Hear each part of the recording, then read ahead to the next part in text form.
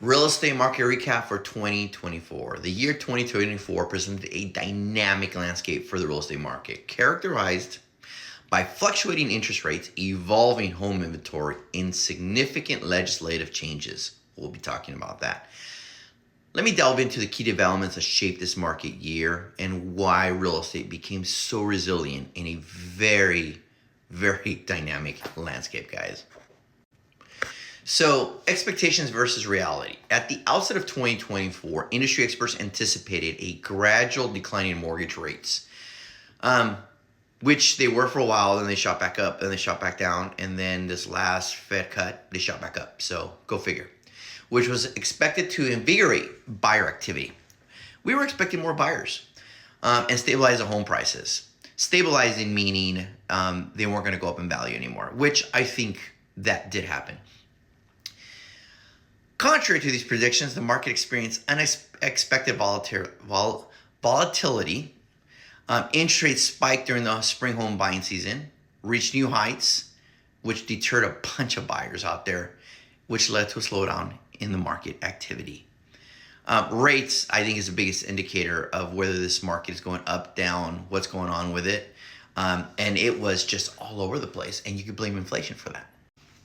I've showed this chart before in another video I just did a few days ago.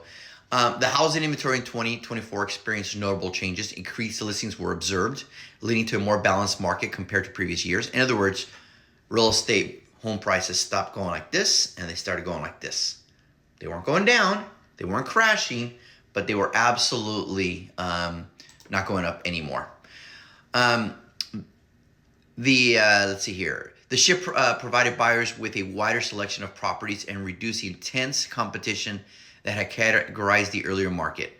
However, sellers faced the challenge of adjusting their expectations, often needing to offer price reductions or other concessions to attract buyers. The higher rates meant lower buyers. That's what it meant. And because home prices weren't going like this, they were going like this, you had a little more competition with the existing buyers there were. Days on market went from 7 days a few years ago to 30 days to 45 days, which, by the way, no, that's not a market crash. That's more in line where it should be. It should be at about 65 to 75 days, but that's a video for a different area, a different part. So now home buyers can go see a house on a Saturday. Think about it, Sunday, Monday, and Tuesday, and call the realtor on Wednesday and say, I want to make an offer. A few years ago, if you didn't make an offer on Saturday, this the same day you saw it, it was gone by Monday. So it allowed people to actually see properties, figure out what they wanted, and not have to choose a house that otherwise they probably wouldn't even. Real estate performance. Despite the initial challenges posted by rising interest rates, the latter part of 2024 saw a resurgence in real estate transactions. We definitely saw a lot more sales the fourth quarter. The market experienced the busiest year since 2020 with a 23% increase in sales compared to the same period last year. The surge is attributed to stabilizing mortgage rates and buyers' eagerness to finalize purchase before anticipated tax changes. Rates went down for 3 straight months, and people jumped into the market, and then rates shot up in November, and a lot of those buyers disappeared. So you can see sales transactions, we're still down here. We're still low. So when people tell me we're about to go into a market crash, I laugh because there's so many factors that I've talked to about many videos that just don't play into this. Contrary to widespread predictions of a market crash, the real estate sector demonstrated resilience in 2024. While certain regions experienced price adjustments, the feared widespread downturn did not materialize. Factors contributing to this stability include persistent housing shortage, competitive market conditions, and gradual increase in home prices. Let me translate that for you. The market did not crash because we don't have enough inventory. You took away 30, 40, 50% of homes that should have hit the market are not going to hit the market anymore. Therefore, even though there was higher rates and fewer buyers, they could absorb each other. The gradual increase in home prices, they're really not increasing anymore. They're like this, and maybe a little like this. No crash, And for the last 3 to 4 years, I can't tell you how many videos have been sent to me about how our market's going to crash. And here are the factors. One of the main factors is that if you take the data that we're looking at today, high rates, very expensive real estate, and you put those together, people can't afford, therefore it has to crash or come down. What they don't take into consideration is a few things. One, lack of inventory, which I just talked about. You just removed 30-40% of all homes on the market because they're rate locked. They got a 2.5 to 3% interest rate. They ain't gonna sell. So you could take away that inventory, okay? There is less buyers because of the higher rates, but there's also less homes. Keeps real estate consistent. Most people now don't want to sell their house. They want to just rehab it, upgrade it, whatever they need to do.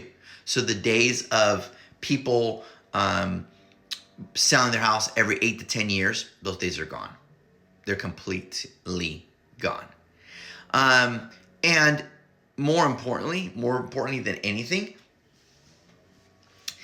the first-time home buyer now is older, 38 years old. So it means people are taking longer to buy their house.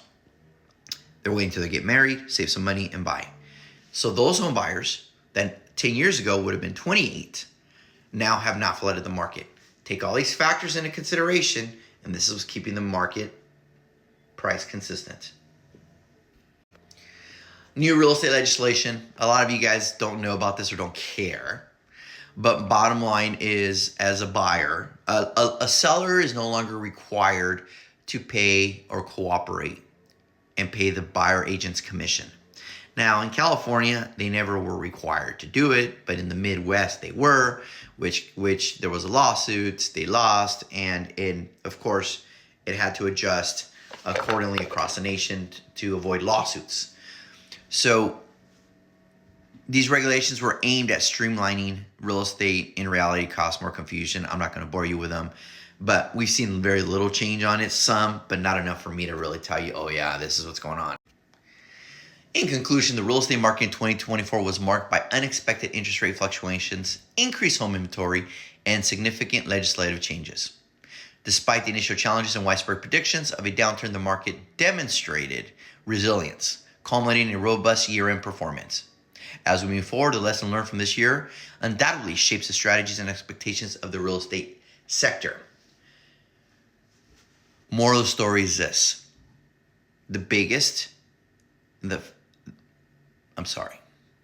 One of the best ways to build generational wealth for you, your kids, and your grandkids is to own a home. Look at your parents, look at your grandparents. Is it tougher to buy a house? Yes, I just said that people are buying now in their mid-30s as opposed to mid-20s. So it is harder. But that's more important. Why? Developers and Wall Street have gotten smart. They rather build new complexes, new housing tracts, and rent them. Why should you get the equity when they can? And I don't care, unless you're in a unique situation where it's short term, renting is throwing your money away. And you're going to see a bunch of people tell you otherwise, and they are full of shit. At the end of the day, if I'm a landlord and you're my tenant, you are paying my mortgage and creating my equity, building my wealth. How does that benefit you? So anybody that tells you otherwise is full of shit. What they're doing is, I guarantee they're investors. They want you to rent. Why should you get the equity? They want the equity. And you got billionaires, real estate billionaires that are saying the same. But what do all they have in common? They're all landlords. They own thousands and thousands of units. Do not believe the hype. Does it take longer to buy a home? Yes. Is it more expensive? Yes. Is it more complicated and difficult? Yes. And that, my friend, is why I would argue it's even more important that you buy a house than it was 20 years ago, because less people can do it. You can go paying rent, and you can argue with me, well, it's $1,000 a month cheaper, but you're paying someone's mortgage. You're just paying your landlord's mortgage.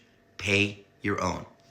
Be safe. Have a happy 2024, and we will talk in 2025.